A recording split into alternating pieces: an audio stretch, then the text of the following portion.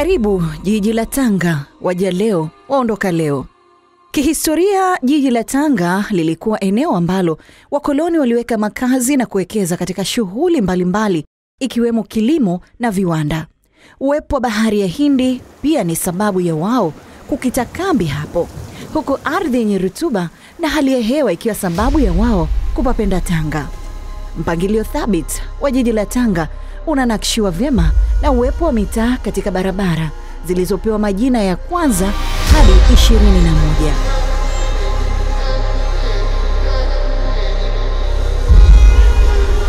Hii imetuvuta na kutusogeza hadi barabara ya 11. Hapa tunakutana na klabu ya mpira wa miguu yenye historia tangu zama na zama.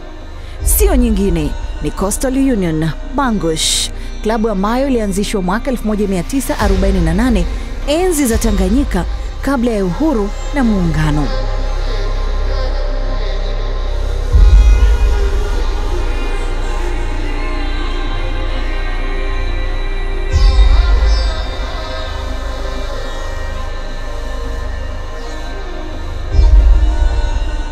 Coastal Union kama nilivyosema mwanzo imeanzishwa 1948.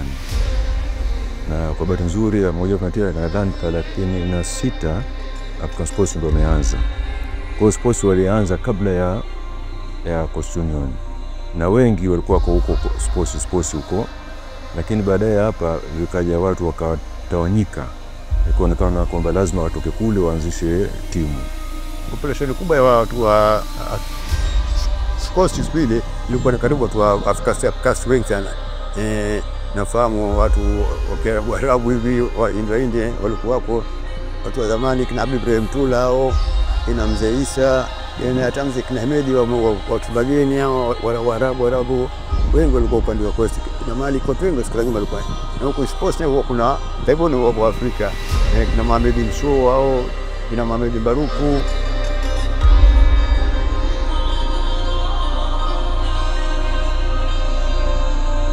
Mimi wakati najiunga na timu ya Coastal Union ilikuwa ni timu ya kawaida tu. Haikuwa iko juu sana wala chini sana. Baada ya muda, kwa bidii ambayo tulikuwa nayo na vijana wetu, tuliweza kuipandisha Coastal Union mpaka ikajulikana kitaifa. Sio Tanga tu. Ilipata nafasi ya kujulikana sasa Tanzania nzima kwa kuna timu Tanga inaitwa Coastal Union. Ni wachezaji ambao ni vijana wa Pwani, waita Pwani kule. Coastal ni neno la Kiingereza lenye maana ya pwani, na shughuli kuu ya uchumi katika maeneo ya pwani ni pamoja na uvuvi. Miaka nenda miaka rudi, wakazi wa Tanga, uvuvi ni moja kati ya shughuli ya ukuu ya uchumi. Lakini Coastal Union, licha ya kwamba jina lao linajinasibisha na pwani, ila wao wanadai uvuvi ni kazi ya watani wao wa jadi, wazee wa nanga, African Sports.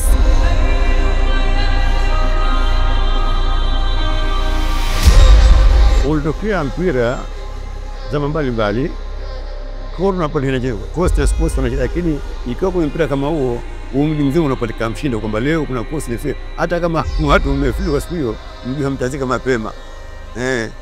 Au mtazika mziki mapema kuliko kungojea mziki saa 10. Watu wote wanakwenda kufanya mpira. Kuna siku kulitokea bahati mbaya nadhani katika Coast na Edha na Sports walikuwa wanacheza. Ulicheza mpira kwa muda hafu ya pili hivi. Kuna mchezaji mmoja anaitwa Yasin Apili, basi alitoka mpira ule kupiga mpira ule mtoka kupiga ukapasuka juu kwa juu. Watu wote wakaamini kwa sababu mambo ya ushirikina, lakini si hiyo ndio jambo bado watu lililoshangaza sikio basi. Utani wa jadi wa Coastal Union na African Sports ulikuwa na mengi, kama ambavyo visa na mikasa ya jadi inavyoelezwa hapa. Mechi ilikuwa ni mechi nyingine ya Sports. Mechi hiyo ni ligi raundi ya kwanza. Watu wakaingia hapa na burumai kweli, choma moto. Watu wanaingia uwanjani wamegeuka na nguo walizovaa hizi nyeusi. Wanatoka wanakwenda ndani kinyume bwana, mpaka ukatikati huko. Matokeo yake mpira katikati kuna mtu kabeba nyungu ya moto mpaka katikati ya uwanja. Matokeo yake bwana, ukweli yule bwana alipoteza maisha baada ya mpira kumalizika, na sisi tushakula goli 2 bila. Kuna mpira ulipigwa ukaja area hii hapa, kulikuwa na mtoto ulikuja kumpiga hapa pajani. Yule mtoto kuchukuliwa kupelekwa nje, yule mtoto akaondoka naye. Yasin Napili, mchezaji wetu wa Coastal Union, alipiga mpira Santa hapo. Santa yule bwana alikuwa na nguvu za peke yake, mfano wake kama Omar Zimbwe. Basi ulikwenda moja kwa moja mpaka ushakaribia ndani ya boksi hii juu, goalkeeper shamshinda, ni goli hiyo. Wewe ulipiga basi hapo, ukashuka hapa hapa, haukuwa ndani hapa hapa.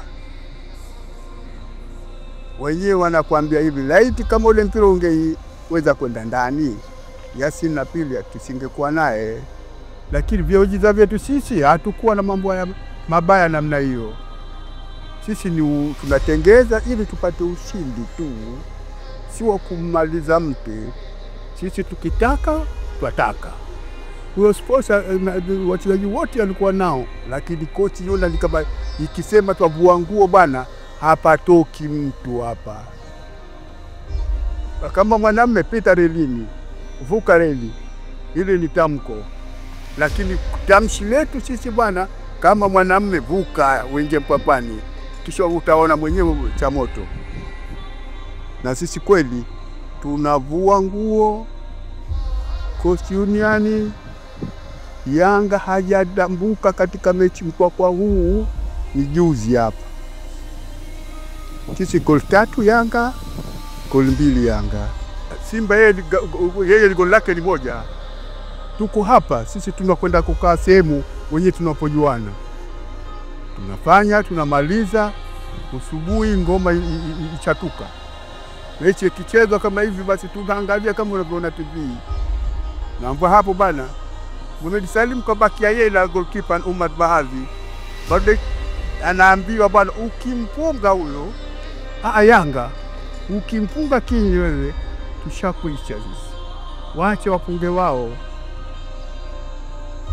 Kweli mpaka ilipofika dakika kama 7 hivi, Makumbi Juma kafunga goli. Coastal Union walinyanyuka na ngoma zote bana, wanaelea wote namna hii, wanaelea, so mchezo. Matokeo yake Yanga wanashangaa, hawa tuliwapunga mbona wamenyanyuka wote? Mohamed wamjua tena kifili chake bwana, hivi tu kupisha watu kanzu tu, na akipiga goalkeeper chukua.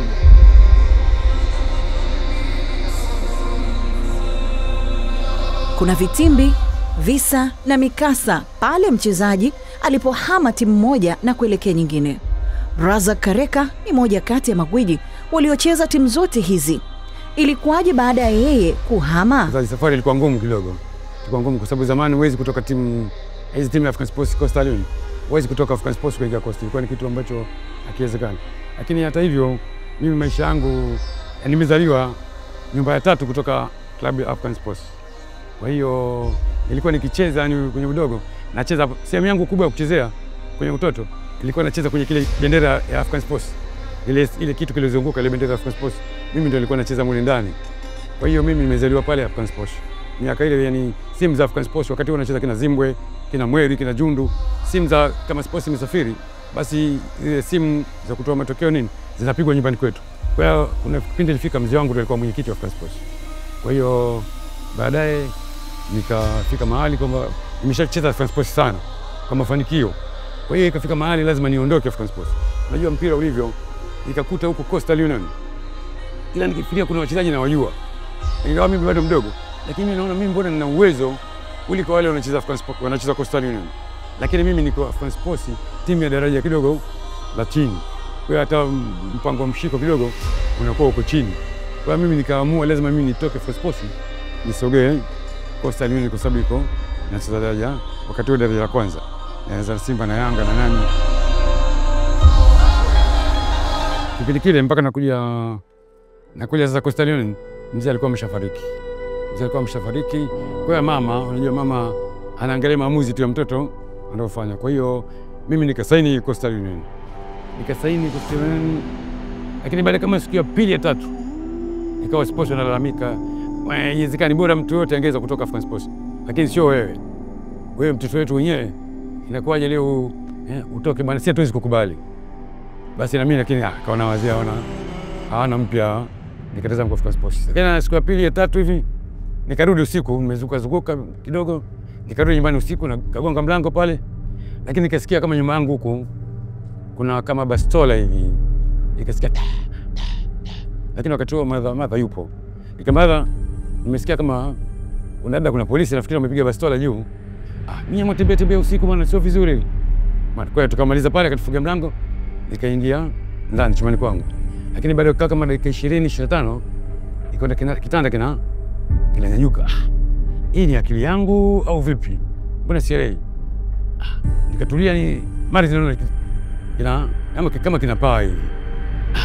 Wakati ule nilikuwa baba mdogo sana. Kwa hiyo nikaanza kupata, nikaona mara moyo unaenda bio, nikasema ngoja niko mdogo, nikasema ngoja nikimbilie chumbani kwa mama. Niambia mama, mbona moyo unakuta bio, mate inakauka. Umeona? Sielewi, kichwa kinaniuma. Umeona? Mama, wajua wazee tu, labda umekumbwa na shetani au nini na nini. Kwa hiyo nilienda nayo kama mwezi mmoja hivi. Kazana mwezi mmoja. Kwa mpaka nikaenda nikapata tena wakati huo, lakini nilikuwa nimenunuliwa na Coastal Union shilingi 15,000. Kwa hiyo inabidi sasa ujishughulikie mwenyewe.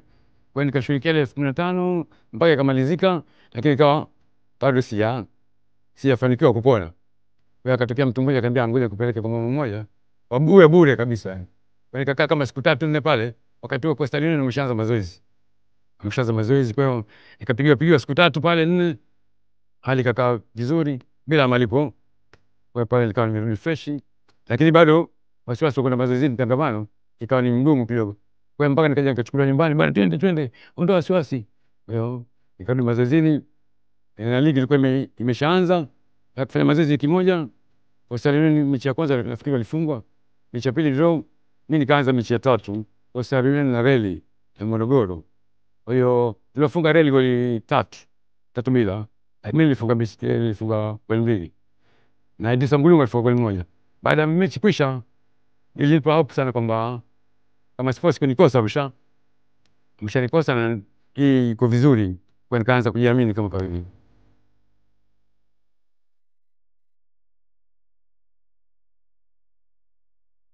Mechi ya African Sports na Coast, unajua kuna kitu kimoja.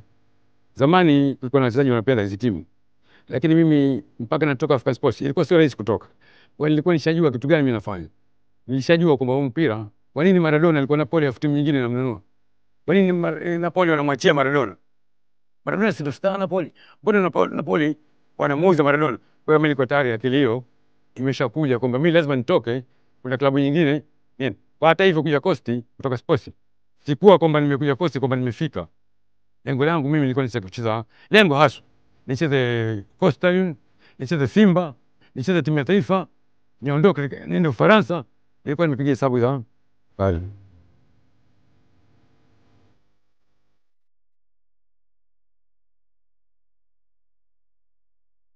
Hata hiyo mechi ambayo ya kwanza na labda kucheza Sports, hata hii mechi ya Reli ilikuwa uwanja mzima upande wa Sports ilikuwa nizomea, lakini mimi uwanjani nilikuwa najua kama nizomea. Kwa hiyo nilikuwa nimeweka kwamba hapa ili niwazamazishe mimi nikuweka mpira nyavuni tu, yani kufunga. Umeona, ndio kitu cha kunyamazisha. Nikishawafunga hao basi itakuwa nimekata. Kwa hiyo baadaye kuja kucheza Coast na Sports ikawa tena kuna jambo la kawaida tu, jambo la kawaida. Lakini nilipotoka kidogo kuna watu niliwapoteza kidogo ambao walikuwa marafiki ambao walikuwa kwa Sports kwa. Lazima vitu hivyo vikubali. Kwa hiyo niliwapoteza watu fulani.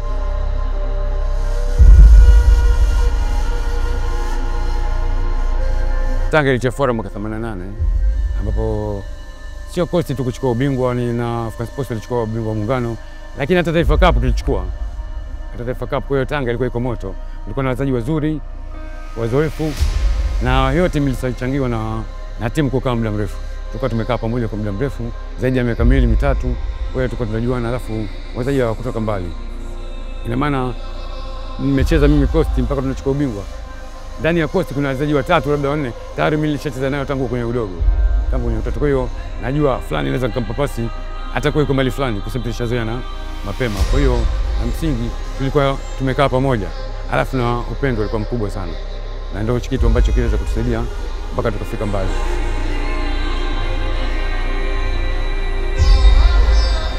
Toka zama na zama, mwingiliano wa Tanga na visiwa vya Unguja na Pemba pamoja na kupakana na nchi ya Kenya ilikuwa ni fursa nzuri ya kibiashara. Hivyo jiji la Tanga pia biashara mbalimbali ni nyumbani kwake.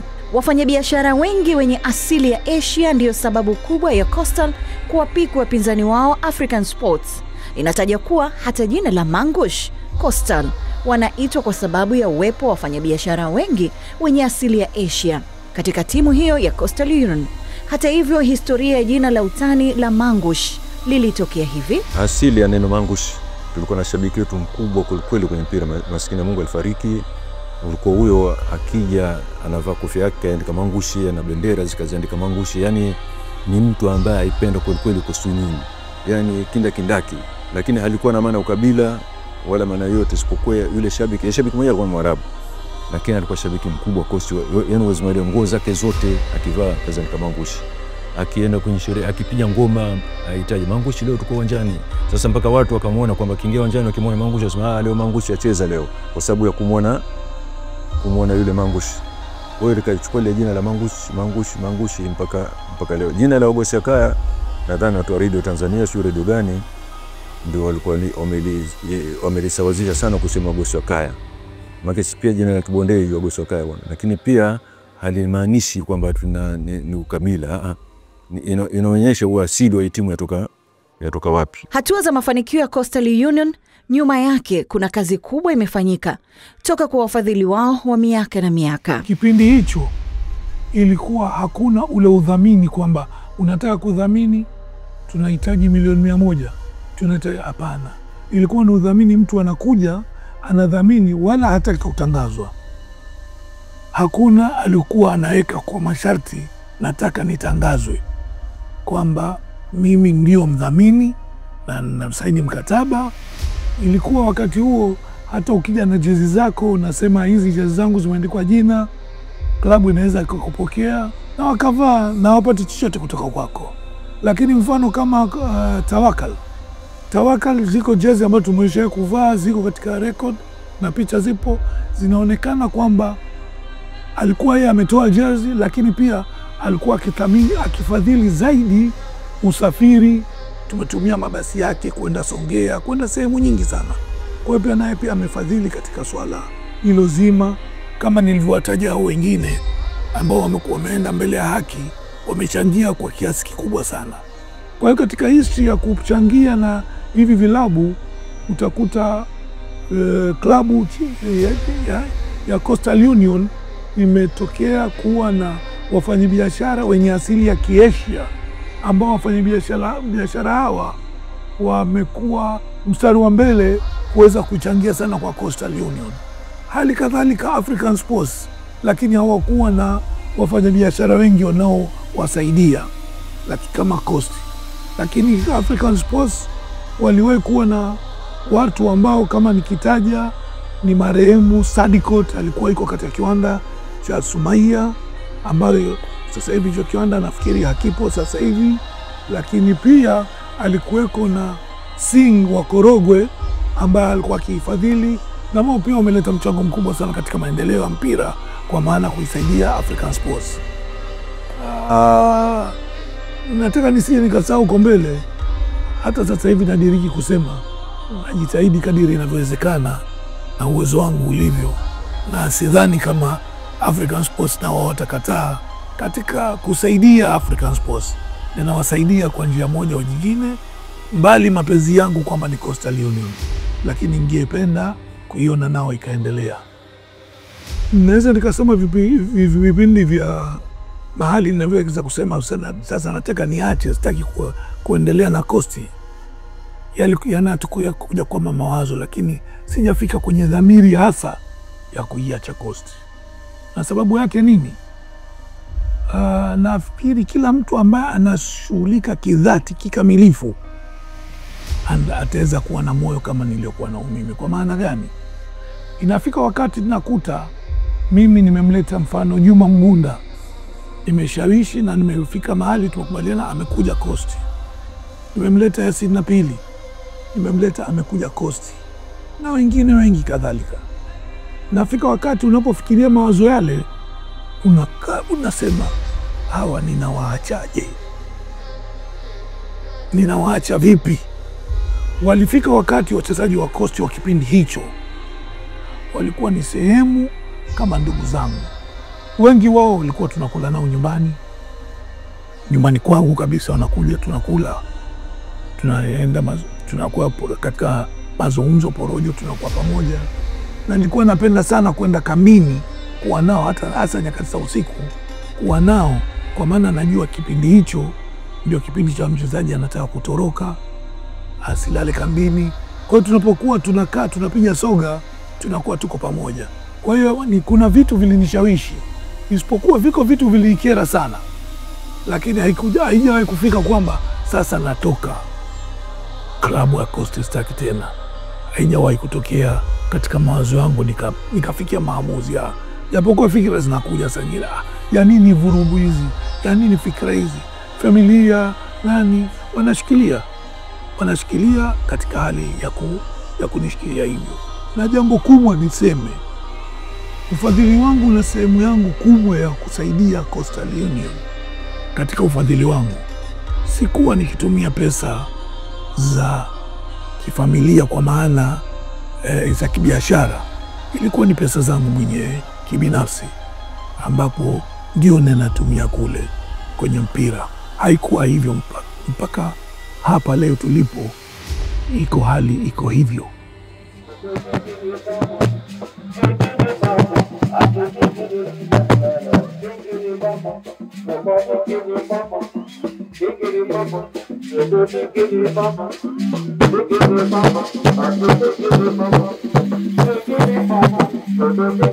Ngoma maarufu katika jiji la Tanga ni Baikoko.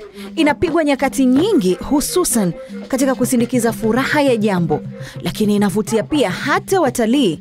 Hawaishii tu kwenye vivutio vya asili kama mapango ya Amboni,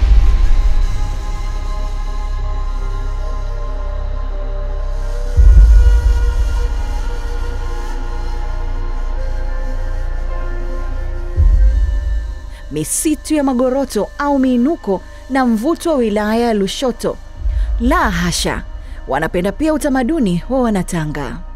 Mwaka 1976 Coastal Union walikuwa mabingwa wa kombe la Ofuma kwa maana ya Operation Futa Madeni, kombe ambalo liliandaliwa na FAT kwa mawazo ya hayati Mwalimu Julius Kambarage Nyerere, likiwa na lengo la kukusanya fedha ili kuondoa mzigo wa madeni uliokuwa unaikabili FAT.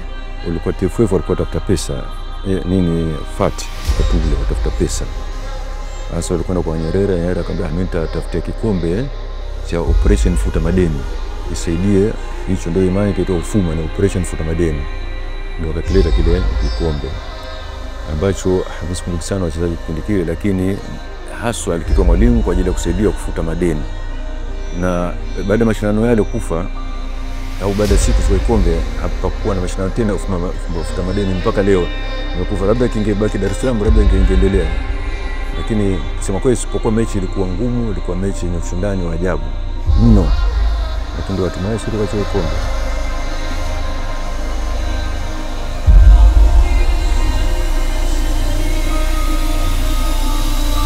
Mwaka 1988 Coastal Union yenye kizazi cha dhahabu ilichukua ubingwa wa bara ikiwa na nyota tishio kama mshambuliaji wa miraba minne Juma Mgunda, Razak Kareka, Kasa Musa Friza, Mohamed Mwameja na wengine wengi.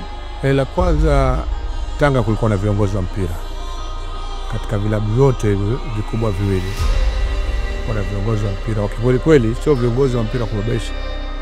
Walikuwa hawana mamilioni ya mapesa, walikuwa wapata sponsors za wafadhili suba shirika nini, lakini walikuwa na uwezo kwa hela zao mifukoni. Kuna wazee wengine hapa wamekufa, nyumba zao zilikuwa zinatumika kwa wale wachezaji, wanatoa mishahara. Sidhani, nadhani kama wale wazee wa zamani ungekuwa ndio sasa, labda ingekuwa ni mpira ungekuwa katika hali kubwa sana. Na Coastal tulikuwa na viongozi. Kipindi mimi nakuja Coastal niliwakuta viongozi ambao wenzangu wakubwa walishapita, lakini katika moja ya vilabu ambavyo kuna viongozi, Coastal ilikuwa na viongozi. Na tuliweza kufanya vizuri kwa sababu tulikuwa na uongozi mzuri, tulikuwa na malezi mazuri, tulikuwa hatuna shida. Unaona? Na tulikuwa tunakaa pamoja na viongozi walikuwa wanaamua kufanya jambo kwa kushirikiana na wachezaji. Umeona? Kwa hiyo kusema kweli Tanga ilikuwa na viongozi wa mpira.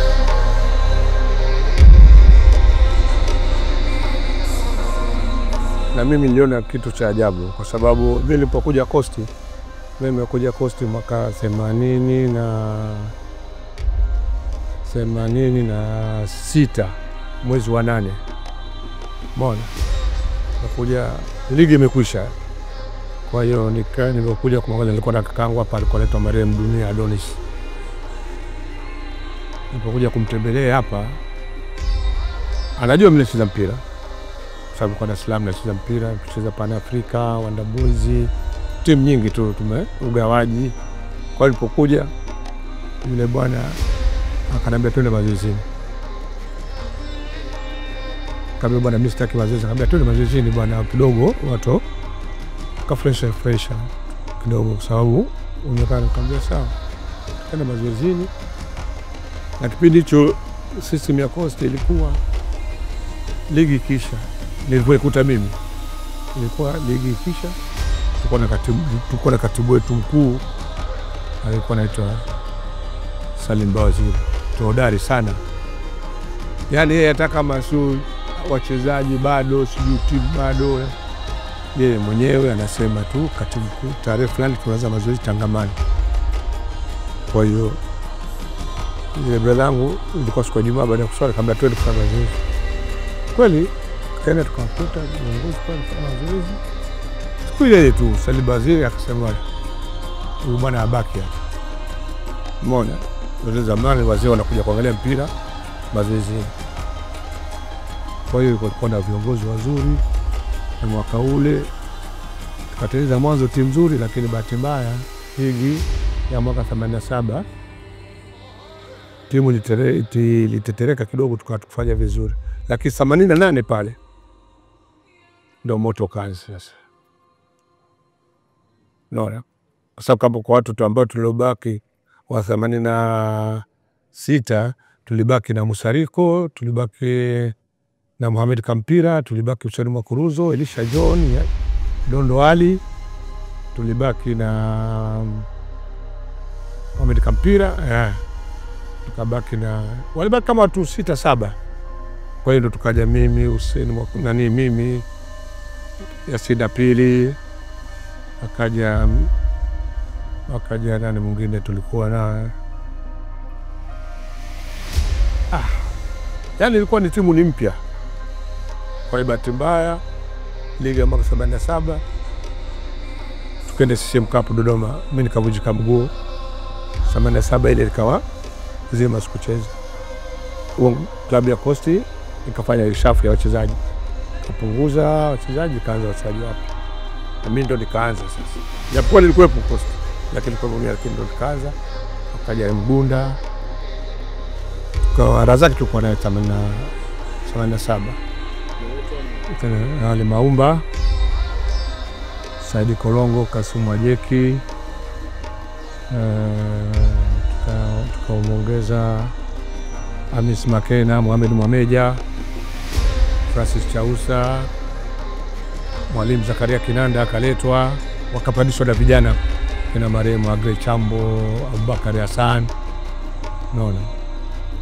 Kwa hiyo ndio timu ilipoanza ya mwaka 88 kwa kina Abdalla Tamimu. Kusema kweli nafikiri klabu ya Coast baada ya kufanya vibaya mwaka 87 nafikiri uongozi umekaa.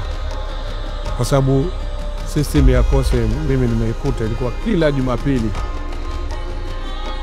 wachezaji wote tunakutana hapa klabu. Nasa alikuwa mhamasishaji wetu mkubwa, alikuwa ni katibu wetu Salim Bawaziri. Alikuwa ni mtu hodari sana, kwa sababu yeye mwenyewe alikuwa ni mchezaji wa zamani wa Sports Coast, na ndio maana alikuwa anaiweza sana klabu, kwa sababu ni mzungumzaji mzuri. Anaweza akaja akasema, akatupitia mtu majumbani baada ya kesho kusema jamani, Jumatatu tunaanza mazoezi bila mwalimu, yeye mwenyewe mwalimu.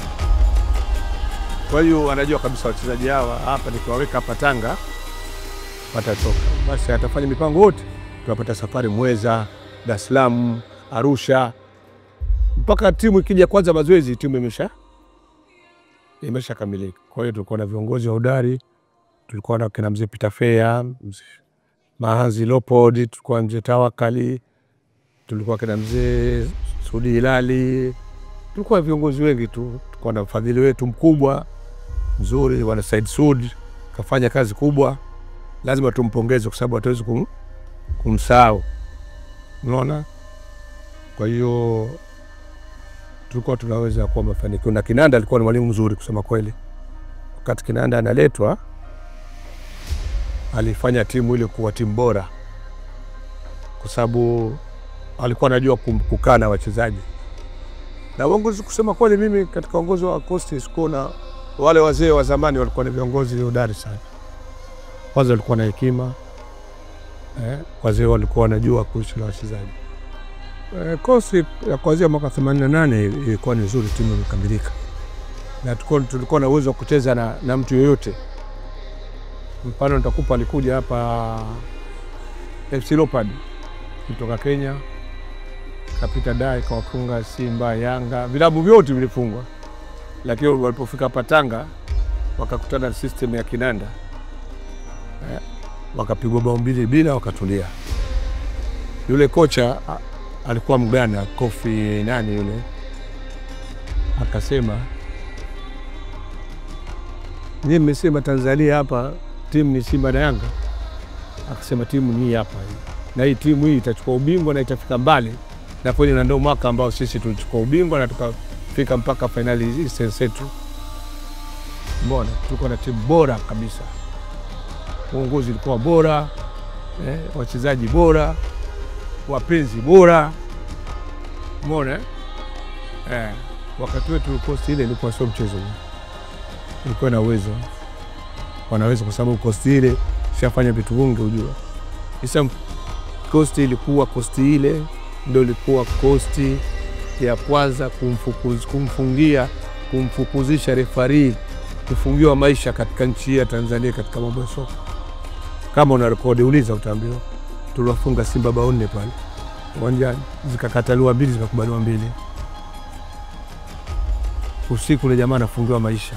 Mpaka leo hajachezesha tena. Coastal Union iko vizuri. Kwa vizuri. Tulikuwa na wachezaji bora sana.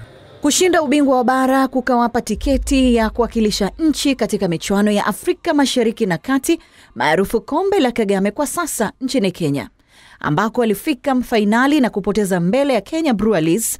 Ile kumbukumbu nzuri ni ushindi dhidi ya Gor Mahia katika hatua ya nusu fainali, huku Mohamed Mwameja akiibuka shujaa kwa kuokoa penati mara 3 iliyopigwa na Sami Onyango Jogo. Kwa miaka karibuni, Coastal Union mafanikio yake makubwa ni kucheza fainali ya Azam Sports Federations Cup na kushiriki michuano ya Kombe la Shirikisho Afrika baada ya kumaliza nafasi ya 4 kwenye ligi kuu msimu 2023-2024. Coastal Union, wagosi wa kaya toka zama na zama, inaaminika wao ni marafiki wakubwa wa Simba Sports Club na maadui wa Yanga Afrika. Lakini je, unafahamu katika historia ya Yanga wanahusika kwa kiasi gani kwenye maendeleo ya wagosi wa kaya? Sisi jengo letu lilikuwa haliko vizuri pale, lakini watu wa kwanza walikuwa kwenye fikra zetu ni klabu ya Simba. Kuona hawa tuko nao karibu, tuko wenzetu, tuwaite Simba waje wachangie wacheze mechi na Coast Union. Kwa hiyo pesa tukopatikana pale iweze kusaidia lile jengo pale. Lakini Simba kakataa kuja kucheza. Kwa hiyo tukazungumza na mzee Tabu Mangara Dar es Salaam, wakati ule ndio mwenyekiti wa Yanga. Yeye akasema basi mimi bwana, timu naileta kwa gharama zetu na mapato yote tukopatikana kwenye uwanja Mkokwani, sisi Yanga hatutachukua hata senti 5. ili pesa zitakazopatikana ziendelee kusaidia kujenga jengo la Coastal Union. Kwa hiyo sema kweli kwa kipindi kile Yanga walitusaidia sana, lakini wenzetu ambao tulikuwa tunasema kwamba wao ni damu yetu walishindwa kutubeba. Ndio maana nikasema tukazungia na mzee Mangara alikuwa ndo chairman pale wa Yanga.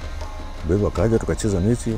Sikumbuki ni kiasi gani cha mapato, lakini zipatikana mapato ambayo kisema kweli ilianza kusaidia kuboresha klabu yetu ya Coastal Union. Kwa hiyo wakaja watu wengine na wengine wakaboresha mpaka klabu ambayo iko katika msingi. Maana wakati wa nyuma ilikuwa ni ya udongo, haikuwa standard vizuri sana. Lakini baada hapo tulijenga, wakaja watu wengine kina Katiba basi na watu wengine wakasaidia kutengeneza ile klabu mpaka sasa hivi ambavyo umepita ukaiona iko vile.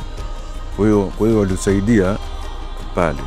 Lakini sio kwamba ni walikuwa marafiki zetu. Mpaka leo sisi Yanga sio marafiki zetu wala Simba. Isipokuwa pale ambapo tunaona kwamba kuna haja ya mtu fulani, kuna jambo labda muhimu, tuna sherehe, tunaweza kumwalika mtu, tunaweza kualika Simba, tunaweza kualika Yanga, tukalika Azam. Yule atakayekuja akatusaidia, basi kwa kipindi kile tunaona kwamba huyu ametusaidia katika kipindi kigumu. Ndicho tulifanya Yanga Afrika. Mivutano na visa ya Coastal Union na Simba Sports vimeanza enzi na enzi. Uliwahi pata kusikia kuhusiana na hili? Hiyo ilikuwa 1973 na kombe lake liko hapa, ambapo tulicheza mechi hiyo, lakini final tuliingia sisi na Simba Dar es Salaam. Na wakati ule urafiki wa Simba na Coastal bado upo. Kwa hiyo Simba Coastal Union walifikizia kwenye klabu ya Simba. Lakini baada ya kuwashinda pale na kuwafunga na kuchukua kombe walitimua kutoka kwenye klabu yao. Kwa hiyo ilikuwa mechi ngumu kusema kweli, na hatimaye kama hivyo ndio kuambia Coastal ilibidi achukue kombe ambalo liko la Ofuma Cup. Hilo akalichukua, lakini pale toka mtafaruku sisi na klabu ya Simba.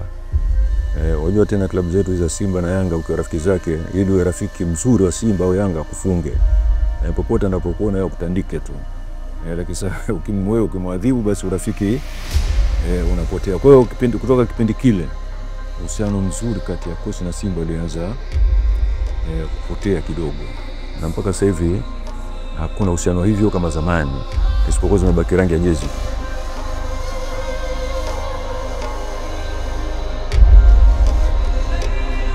Kwenye soka, Coastal Union ni kiwanda kama ilivyo Tanga kwa sasa. Uwepo wa viwanda vikubwa vya kuzalisha bidhaa tofauti kama saruji, maziwa, na Coastal Union ni kiwanda cha kuzalisha vipaji. Umesikia habari za Razak Kareka, Juma Mgunda, Hussein Gulungu na Mohamed Mwameja. Sasa hivi wanazalisha na inawalipa wakina Bakari Nondo Mwamnyeto, Abdul Suleiman Sopu, Victor Akpan. Hawa wote wameingizia kipato kikubwa Coastal Union kwa kununuliwa na vilabu vikubwa nchini. Sera yetu ya usajili kwa Coastal Union Canboys hizo hapa ni mwendelezo kutoa vipaji vya chini na kuvileta katika wasili zetu kubwa. Tunaingia vijijini, tunaingia kwenye kata, tunaingia kwenye wilaya, tunafuatilia mashindano mbalimbali, alafu baadaye tunatafuta wachezaji ambao tunawaleta kwenye timu zetu. Sisi tunapochagua wachezaji kule wilayani na mikoani, tunakuja tunaunganisha na wachezaji ambao wamewakuta, na mwalimu anafanya kazi yake. Mwalimu anaangalia na wataja kwamba huyu tayari anaweza kuungana na timu, huyu abaki chini kwanza, baadaye ventu wapata wachezaji wazuri tu. Uzuri wa Coastal kama ndio nasema, falsafa yetu ni boli itembee. Kwa hiyo mchezaji anapokuja hapa, tunapomkabidhi kwa mwalimu yeye anajua jinsi gani ya kumtengeneza.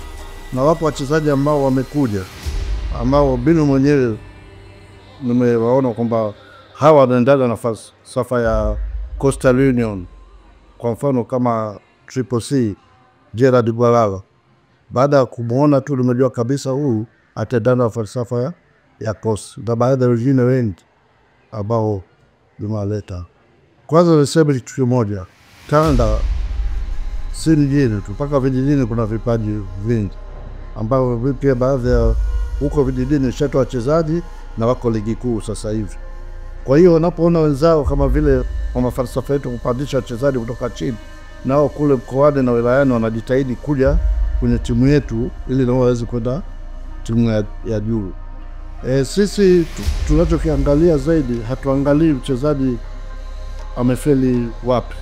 Sisi tunaangalia mchezaji tukimchukua huyu ataendana na falsafa yetu. Kwa mfano kama Sopo alikuja hapa, timu inashuka na ndano. Mimi mwenyewe binafsi ndio nilimwita Sopo. Nikamwambia kijana, mpira wako bado upo, usikate tamaa, nakuomba uje Coast.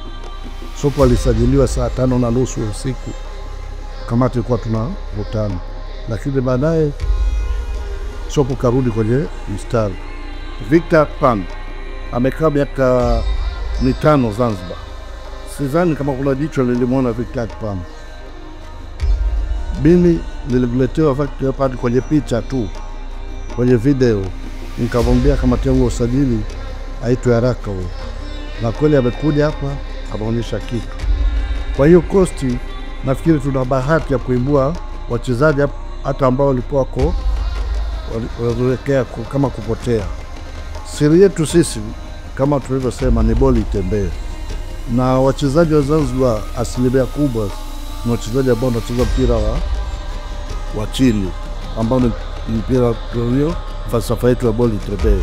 Kwa hiyo tumepiga jicho sana kule kuchukua wachezaji ambao utakuja kwa ni rahisi kwa mwalimu kumuunganisha katika timu kwa haraka.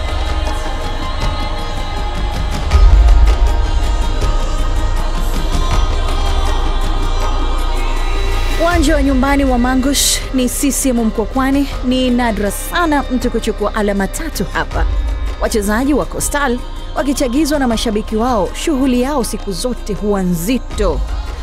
Coastal Union na msingi imara wa uongozi ni moja kati ya sifa kubwa ya wagosi wa kaya. Walid Karia ni shabiki, mwanachama na amewahi kuwa kiongozi wa Mangush. Lakini pia kukua kwa mpira wa Coastal Union hapa Tanga hawezi kumwacha kumpa maua yake mwenyekiti mstaafu wa klabu hiyo, mzee Steven Mguto. Tumekuwa na wazee wetu akina mzee Hans na Peter Fair. Peter Fair ndio alikuwa kwanza, na tangu enzi hizo sisi tulikuwa hatupambani sana katika kutafuta viongozi. Natokea tu wazee wetu anasema, leo James wewe utakuwa ndio mwenyekiti wetu, na unakubalika na watu wote. Na halikadhalika hivyo zamani kukuwa nao hawa wasemaji zamani walikuwa pia wanafanya kuchaguliwa.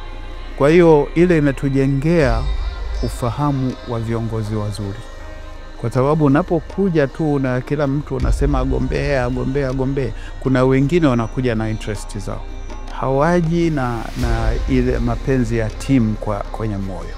Lakini hawa wanaoku identify wewe wakakwambia James wewe utakuwa ndio mwenyekiti wetu, wanakujua sana na wanajua kwamba wewe ukiweko pale utaweza kuongoza vizuri. Halafu pia tulikuwa hatupapatiki, kwa sababu tangu mwaka huo nakuambia 65 mpaka nikamaliza shule nikawa naishabikia kweli kweli, hakuna hata siku moja nimetamani niwe kiongozi. Na mimi nilikuwa nangojea wakati wangu huo wa kuwa identified. Kwa hiyo unakuta kwamba tunasubira, na ile subira ndio inakuja kutufanya tuwe ni viongozi wazuri, kwa sababu tunasoma kutoka kwa wenzetu waliotangulia, na halafu sisi wenyewe tunakuja. Ndio kama hivyo wakina Wallace na wao walisubiri, wamemaliza wanafanya kazi wakasubiri, lakini mwisho wakaingia wakawa na ile akili kabisa ya kiuongozi. Unaona, na lazima ni admit president wangu kanishinda, kwa sababu kweli ni mdogo kwangu, lakini aliyekuja akatokea sasa na upeo mzuri sana wa kuongoza. Kwa hiyo mimi sikutaka mapema niwe kiongozi, nilisubiri. Kwa hiyo hata yeye kanitangulia kwenye uongozi, mimi nikaja baadaye. Kwa hiyo somehow yeye ni mentor wangu, lakini ni ile utaratibu tuliojiwekea kwamba sisi huwa hatuchaguani, tunachaguliwa. Mtu ana point anasema huyu bwana anatufaa, ndivyo inavyokuwa. Mimi nina bahati kidogo, kwa sababu hii 2009 nilipoingia kwenye uongozi, niliingia kama makamu mwenyekiti. Mwenyekiti wangu akiwa ni Hilal Hemed maarufu Aurora. Ndio tulikuwa pamoja.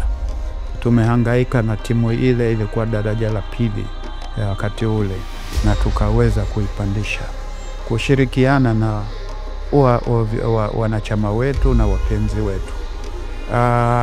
Katika wakati huo wa kuipandisha, sasa mafanikio yetu niseme ni kuweza kuipatia Coastal Bus. Kwa hiyo tuliweza kuipatia Coastal Bus, mimi pamoja na mwenyekiti wangu, na tukipata support kutoka kwa president. Ni president kweli alikuwa wakati huo ni si kiongozi wa Coast huko TFF, lakini aliweza kuikumbuka timu yake ya nyumbani na kufanya connection, na sisi tukaendeleza hizo connection, tukapata basi. Liliweza kutusaidia sana, lakini tena likachakaa, na hatukuweza immediately kuweza kulifanya liwe barabarani. Kwa hiyo lile likaishia, lakini ni uongozi wangu tena ndio tukaweza kupata basi jipya. Limekuja, nitasema ni uongozi wangu, kwa sababu process zote zimefanyika. Niko hivi ni kwamba limechelewa kufika, lakini ni uongozi wangu, nitajivunia. Kwa hiyo tumepata hili basi, na actually ni kitu kingine ambacho tunakita. Lakini kuna kitu kingine tena, hatuna kiwanja sisi. Lakini bahati nzuri katika mahusiano yetu mazuri ya kiuongozi, Mheshimiwa Umi aliweza kutusaidia, akatupa contact ambayo tukaweza kupata kiwanja kikubwa tu ambacho tutatoa ni hii kiwanja chetu cha mazoezi, na pia kuweza kujenga nyumba za hostel. Kwa hiyo plani hiyo iko na tumeanza. Hatujafika mbali sana, kwa sababu saa nyingine kuendesha mambo mawili kwa pamoja ni ngumu kwa klabu za mtaani hizi ambazo na udhamini hatujaweza kupata sawa, kwa sababu udhamini una mambo mengi kupata. La kwanza ambalo ni kubwa zaidi, klabu yako ina performance nzuri. Ndipo unaweza kuattract wadhamini, na wao wanapea, kwa sababu Simba Yanga hawaendi kuomba, wanafuatwa. Kwa sababu ya umaarufu wao wanafuatwa. Chezaji uzuri, matokeo mazuri ndio yanavuta.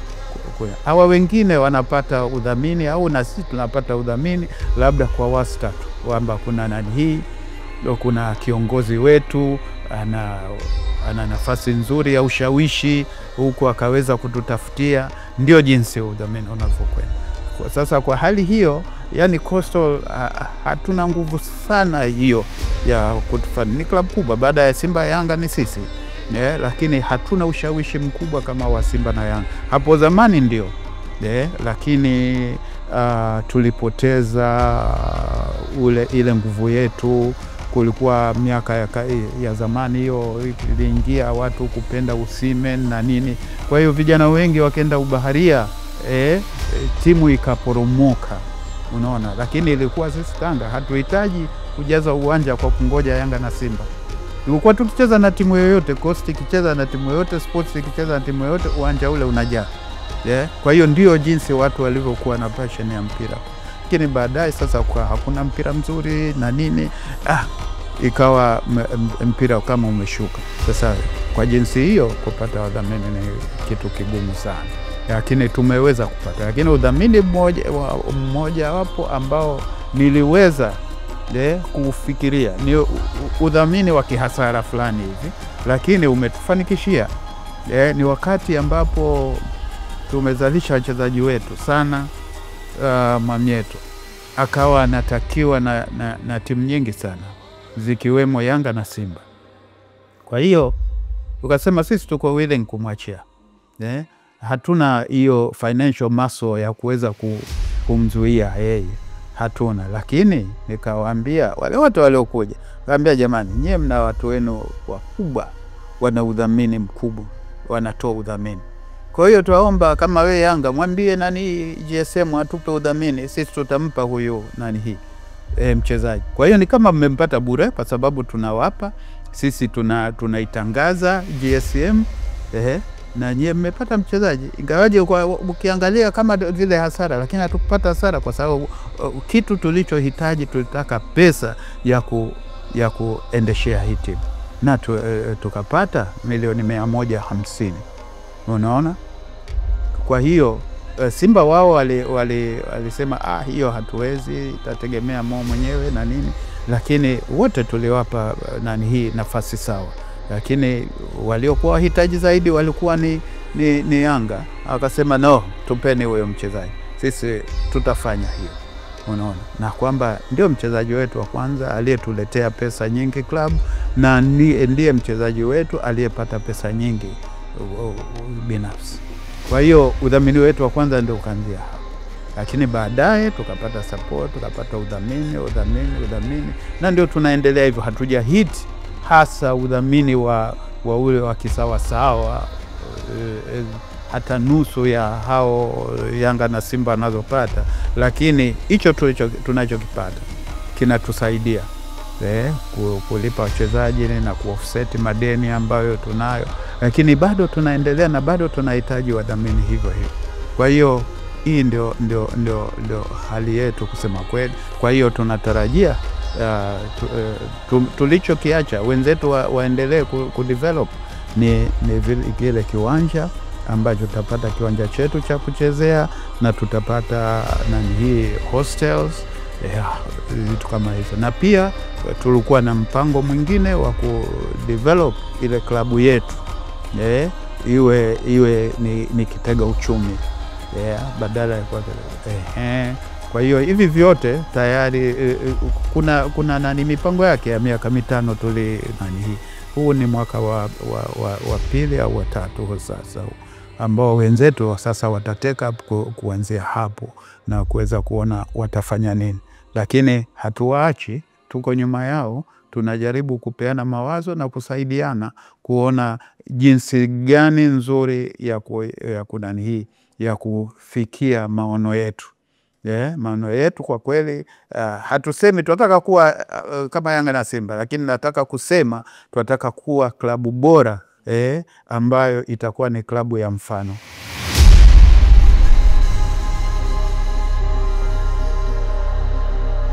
Asili ya Tanga vipaji hadi shirikisho la mpira wa miguu linaamua kuwekeza kwa kujenga kituo kikubwa cha michezo jijini hapa.